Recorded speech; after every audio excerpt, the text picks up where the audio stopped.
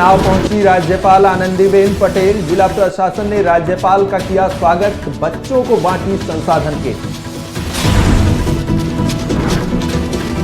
वाराणसी में ऑपरेशन सिंदूर की कामयाबी पर जश्न, भाजपा ने निकाली तिरंगा यात्रा, राष्ट्रीय ध्वज लेकर निकले कार्यकर्ता।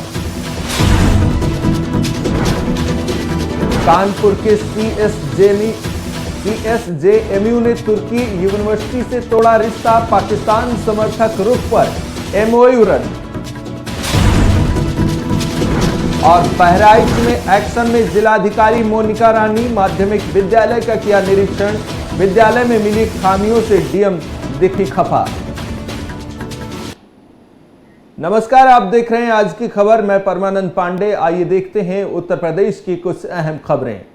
उत्तर प्रदेश की राज्यपाल आनंदीबेन पटेल उन्नाव पहुंची, जहां जिला प्रशासन ने उनका जोरदार स्वागत किया। इस दौरान वे निराला प्रेक्षागृह में आयोजित आंगनवाड़ी संसाधन किट वितरण कार्यक्रम में शामिल हुई, जहां उन्होंने बच्चों को संसाधन किट वितरित की और लाभार्थियों को तमाम योजनाओं के प्रमाण पत्र भी सौंपे। कार्यक्रम स्थल पर विभिन्न विभागों की ओर से लगाई गई प्रदर्शनी का भी उन्होंने अवलोकन किया। राज्यपाल ने तिरंगा यात्रा का भी जिक्र करते हुए जवानों के सम्मान में अपनी भावनाएं व्यक्त की। ऑपरेशन सिंदूर की सफलता के बाद देश भर में तिरंगा शौर्य यात्रा निकाली जा रही है, जिसके बाद प्रधानमंत्री के संसदीय क्षेत्र वाराणसी में भी चिलचिलाती धूप में तिरंगा शौर्य यात्रा निकाली गई। इस तिरंगा शौर्य यात्रा में न सिर्फ जनप्रतिनिधियों बल्कि चिकित्सक, समाजसेवी, अधिवक्ता समेत हजारों लोग शामिल रहे। करीब 500 मीटर लंबी इस तिरंगा शौर्य यात्रा में भारत माता की जय से काशी का आसमान गूंज उठा। ऑपरेशन सिंदूर जो भारत का था वो सफल हुआ, सेना के द्वारा सफल हुआ। हमारे वाराणसी के सांसद, देश के सचिव, प्रधानमंत्री आदरणीय नरेंद्र मोदी जी के निर्देश पर सफल हुआ। तो निश्चित तौर पर अपने सेना को, प्रधानमंत्री को आज तिरंगा झंडा का एक वो जुलूस निकला था। इसमें झंडा ऊंचा रहे, हमारा भारत का एक जो नारा गूंजा, भारत की एकता का प्रतीक। आज जो है हमारे सभी जनप्रतिनिधि, हमारे सभी हमारे संजय जी संयोजक इसके थे, बहुत इन्होंने परिश्रम किया। इसके लिए मैं बधाई है, सभी कार्यकर्ताओं को बधाई देना चाहता हूं। जो हमारे बेटियों का, हमारे माओं का सिंदूर जो उजाड़ा था, वो आतंकवादियों को, उनके हमारे प्रधानमंत्री ने कहा था कि उनका जो है पूरा खात्मा करेंगे, जड़ से उखाड़ ठोकेंगे। तो उसी में ऑपरेशन सिंदूर अभी चल रहा है। निश्चित तौर पर आतंकवादियों का आपने देखा है क्या, कैसे जो पाकिस्तान में अपने को संरक्षित करता था आतंकवादी, उसने कहा कि खास मुझे भी मर जाना चाहिए, इसलिए कि उसको इतना कष्ट हुआ। लेकिन उसको ये जरूर सोचना चाहिए कि जो हमारे निर्दोष लोगों की हत्या जो पहलगाम में हुई थी, उसको भी उसको सोचना चाहिए। आतंकवादियों को जो पालते हैं, निश्चित तौर पर पाकिस्तान को एक चेतावनी दी जा रही है अभी भी कि अगर आतंकवादियों को पालना बंद नहीं करेगा तो निश्चित तौर पर उसका तो नुकसान आतंकवादियों का होगा ही, उसमें पाकिस्तान का भी नुकसान। सर, थोड़ा सा जाहिल देश हमारे बगल में रहता है पाकिस्तान। उस जाहिल को समझ में नहीं आता है आतंकवादियों के फैक्ट्री बना के रखा हुआ है, पूरा विश्व परेशान है। और इस बार देखिए ना, ये जो हमारी भारतीय जनता पार्टी है, जो माननीय मोदी जी को यहाँ से सांसद बना के विश्व गुरु बनाने का सपना देखा है, ये विश्व गुरु नेतृत्व कर रहे हैं। इस बार ये पाकिस्तान को छोड़ा नहीं जाएगा। उधर से मिसाइलें आ रही था तो हवा में मार देते हैं, लेकिन जो भी हमारी मिसाइलें जाएंगी, रावलपिंडी में जैसे जैसे गिरा, वहां का स्टेडियम ध्वस्त कर दिया, इनका पूरा एयरवेज ध्वस्त कर दिया। आने वाले दिन में इनका एक भी रनवे नहीं बचेगा जहां से इनका एक भी फ्लाइट उड़ सके। और आने वाले दिन में देखेंगे एक दिन हम पाकिस्तान को नेस्तनाबूद कर देंगे। और हमारी जनता की आवाज है, हमारी जनता की आवाज, हमारे सांसद, हमारे विश्व गुरु, हमारे प्रधानमंत्री और बाबा भोलेनाथ का आशीर्वाद लेकर के ऐसा आतंकवाद को खत्म करेंगे कि पूरा विश्व की क्लैपिंग करने को, ताली बजाने के लिए मजबूर हो जाएगा। और पूरा विश्व चाहता है कि आतंकवाद खत्म हो। उसका नेतृत्व करने का श्रेय हमारे माननीय मोदी जी को मिला है। वो विश्व गुरु बन के रहेंगे और एक दिन ऐसा होगा पाकिस्तान आतंकवाद के लिए एकदम खत्म हो जाएगा और पूरे विश्व से आतंकवाद का खात्मा होगा। पाकिस्तान को खत्म करना ही हम लोग का मेन एक सिस्टम बन गया। कानपुर की छत्रपति शाहूजी महाराज यूनिवर्सिटी ने तुर्की की इस्तांबुल यूनिवर्सिटी के साथ हुआ एमओयू रद्द कर दिया है। कुलपति प्रोफेसर विनय पाठक ने इस फैसले की जानकारी देते हुए कहा कि तुर्की भारत की एकता और अखंडता के खिलाफ बोलने वाले पाकिस्तान का समर्थन कर रहा है। ऐसे में किसी भी तरह का शैक्षणिक सहयोग अब संभव नहीं है। प्रशासन सब पढ़े सब बढ़े का दावा कर रहा है। विद्यालयों को सुविधाएं तो मुहैया कराता है, लेकिन जब उनकी जमीनी हकीकत की नब्ज टटोली जाती है तो दावे झूठे और वादों के तमाम राज बेपर्दा हो जाते हैं। ऐसे ही जब बहराइच की जिलाधिकारी मोनिका रानी ने विकासखंड शिवपुर अंतर्गत जनता लघु माध्यमिक विद्यालय बरुआ बितनिया का औचक निरीक्षण किया तो विद्यालय में खामियों का अंबार मिला।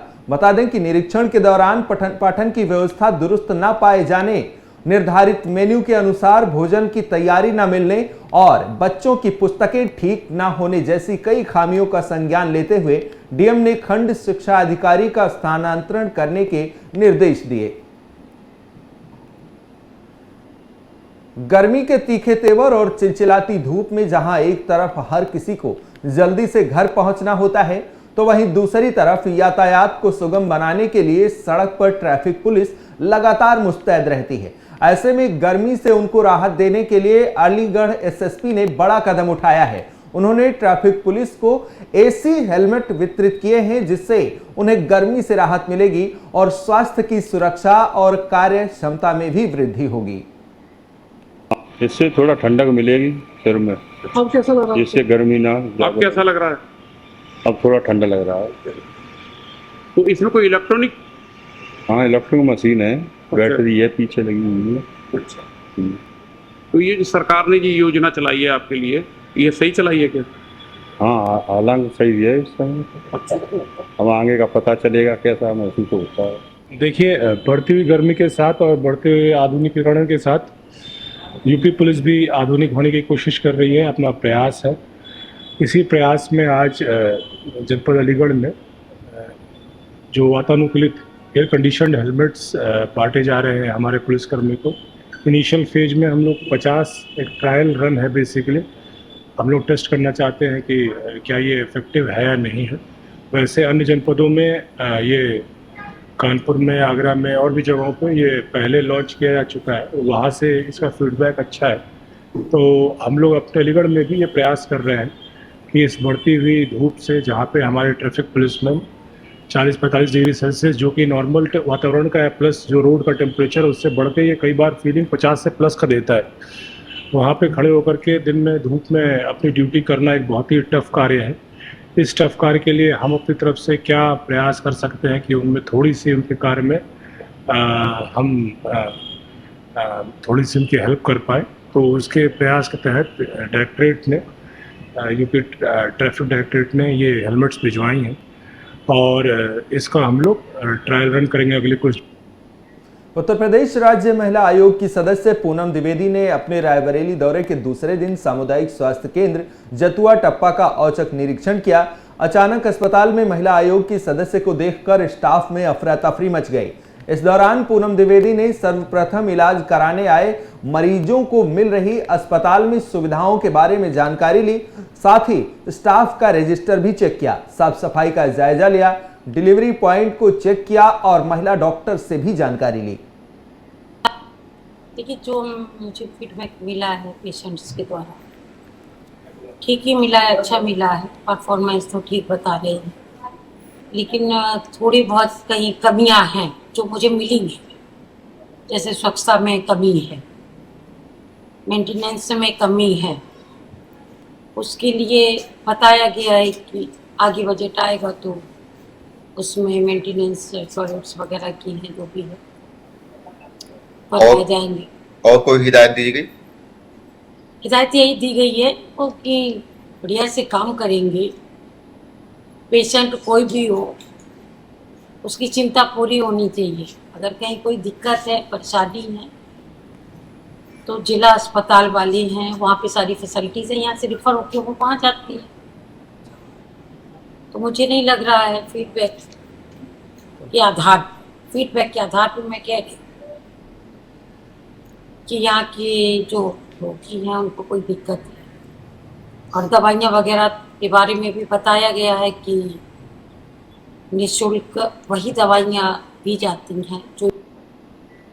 एक तरफ सरकार अपराध के खिलाफ जीरो टॉलरेंस की बात करती है, वहीं दूसरी तरफ प्रदेश में माफियाओं के हौसले बुलंद नजर आ रहे हैं। ऐसा ही एक मामला अलीगढ़ की कोतवाली क्षेत्र खैर के गांव पला जरारा से सामने आया है, जहां मिट्टी खनन माफिया ने एक युवक को घर से बुलाया और उसके ऊपर मिट्टी का डंपर चढ़ाकर उसे मौत के घाट उतार दिया।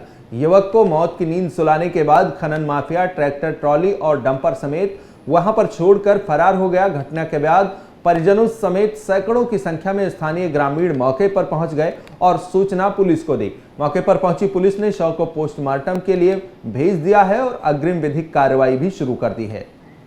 घटना की वजह से मैं छुड़ा रात को 10 साढ़े 10 बजे घर से लेवा के लगे साई। कौन लोग? निक्की तो निक्की वाली को लड़का और छोटे फौजी वहां को मजबूर वाला, और मुझे नहीं मालूम किस चीज के कर ले गए, ये तो उन्हीं मालूम है। मेरे पास निक्की ने सवेरे खबर दी है कि चाचा हाँ तुम्हारा पवन तो खत्म है।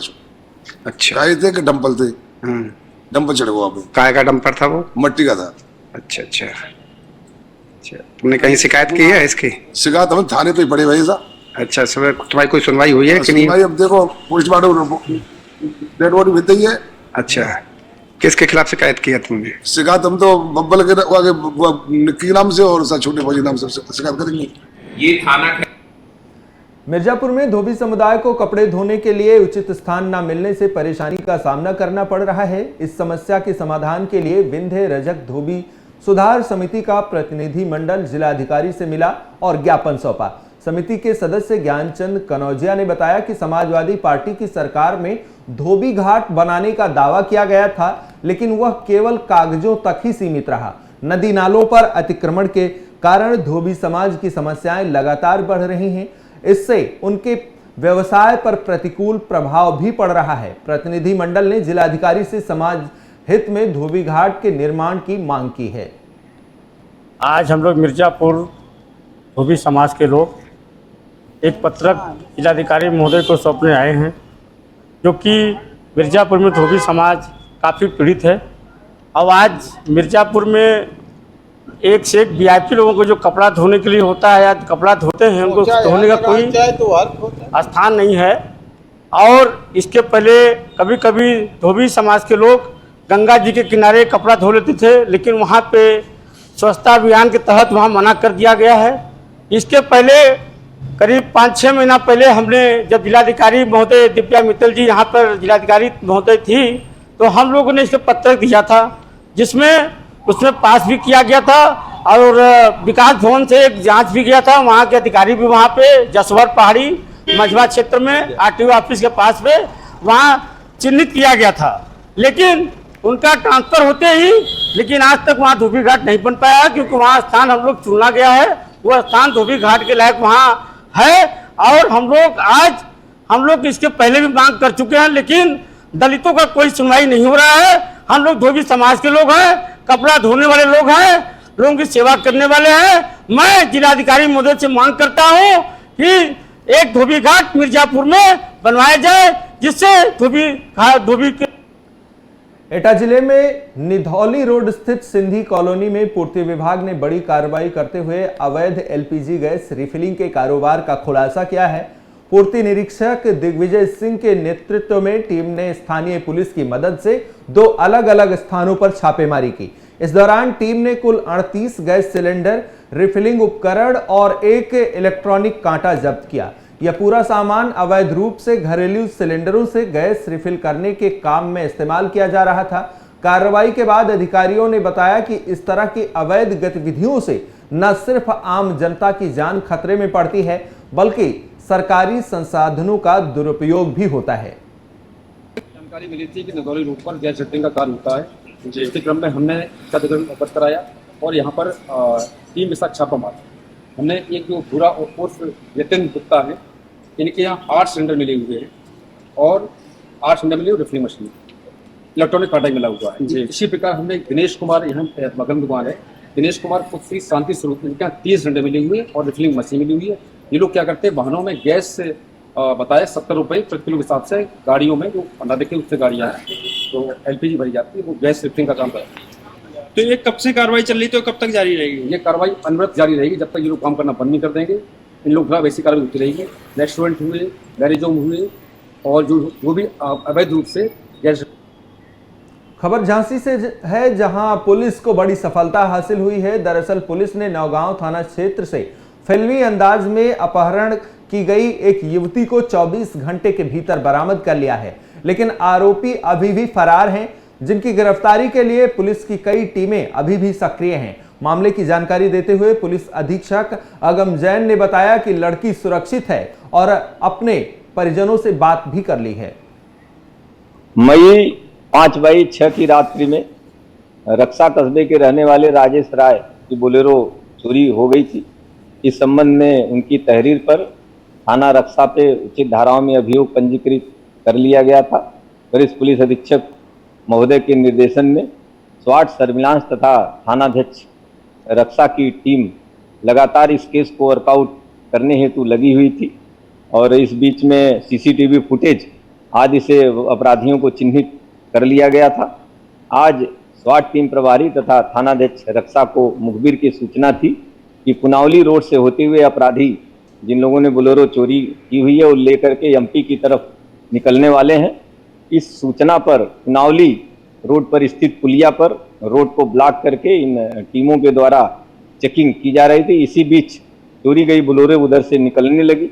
इन लोगों ने उसको रोका तो अपराधी रुके नहीं, बल्कि लेफ्ट साइड में कच्चे रास्ते पर इन्होंने बोलेरो घुमा दी। वहां पे बोलेरो फंस जाने के कारण जो अपराधी उसमें थे, एक ने बाहर निकल करके पुलिस टीम पर फायर करना शुरू कर दिया। जो इसमें थानाध्यक्ष रक्षा उससे बाल बचे। काउंटर अटैक में उसको पैर में गोली लगी है। हिरासत में लेकर पूछताछ करने पर उसने अपना नाम अजय उर्फ रिंकू, जो भिवानी हरियाणा का मूल रूप से रहने वाला है लेकिन वर्तमान में फिरोजाबाद में रह रहा है। दूसरा अपराधी दीपक सिरोन, जो भिवानी हरियाणा का रहने वाला है, उसको भी हिरासत में ले लिया गया है। इस संपूर्ण घटना के संबंध में उचित धाराओं में अभियोग पंजीकृत करते हुए अग्रिम वैधानिक कार्रवाई की जा रही। हरदोई पुलिस को एक बड़ी सफलता हाथ लगी है, जहां पुलिस की सर्विलांस सेल ने पिछले 3 महीने में चोरी हुए और गुम हुए 100 मोबाइल फोन बरामद कर लिए हैं। पुलिस अधीक्षक नीरज सिंह जादौन के मुताबिक बरामद होने वाले फोन की कीमत करीब 20 लाख रुपए है, जिन्हें उनके मालिकों को सौंप भी दिया गया है। आज मैं सीओ ऑफिस आया हूँ और यहाँ एप्लीकेशन दी थी। सर्वेलांस पे मैंने मोबाइल लगवाया था। आज मेरा मोबाइल प्राप्त हो गया है। आज मैं बहुत खुश हूँ। मैं फ़ोन मिल गया है। मेरा फ़ोन चोरी हो गया था। मैंने पुलिस में कंप्लेंट की और मुझे फ़ोन मिल गया। मुझे पुलिस पे भरोसा है और विश्वास भी है। अच्छा काम हो रहा है। मेरा मोबाइल 31 जनवरी को खो गया था और वो आज मिल गया है। मैं पुलिस की सराहना करती हूँ। हरदोई जिले के बिलग्राम कोतवाली क्षेत्र में तेरवा गांव के पास एक युवक का शव पड़ा मिला। मृतक की पहचान मुन्नालाल निवासी नूरपुर हथौड़ा के रूप में हुई। मृतक गांव का पूर्व प्रधान बताया जा रहा है। घटना जानकारी होने पर परिजन मौके पर पहुंचे और शव को देखकर हत्या के आरोप लगाए हैं। सूचना पाकर सीओ बिलग्राम भी पुलिस बल के साथ पहुंचे और पुलिस ने शव को कब्जे में लेकर पोस्टमार्टम के लिए भेज दिया है। सीओ बिलग्राम रवि प्रकाश ने बताया कि पहली नजर में मामला सड़क हादसे का लग रहा है। हालांकि पुलिस सभी बिंदुओं पर जांच कर रही है और जांच के बाद जो भी तथ्य सामने आएंगे उनके अनुसार विधिक कार्रवाई भी की जाएगी। आज दिनांक 15 मई 2025 को डायल 112 के माध्यम से थाना बिलग्राम ग्राम तेरवा के पास एक शव होने की सूचना प्राप्त सूचना पर पुलिस तत्काल मौके पर पहुंची। मृतक की पहचान मुन्नूलाल निवासी तेरवा के रूप में हुई है, जहां उनकी मोटरसाइकिल भी पड़ी हुई है। प्रथम दृष्टया यह दुर्घटना का प्रकरण प्रतीत हो रहा है। पुलिस प्रत्येक बिंदुओं की गहनता से जांच कर रही है। पुलिस द्वारा घटनास्थल का निरीक्षण किया गया है। तहरीर प्राप्त कर शव को पोस्टमार्टम हेतु भेजा जा रहा है। अग्रेतर आवश्यक वैधानिक कार्रवाई प्रचलित है। उत्तर प्रदेश की बड़ी खबरों में फिलहाल इतना ही। देश दुनिया की तमाम अहम खबरों को देखने के लिए देखते रहिए आज की खबर।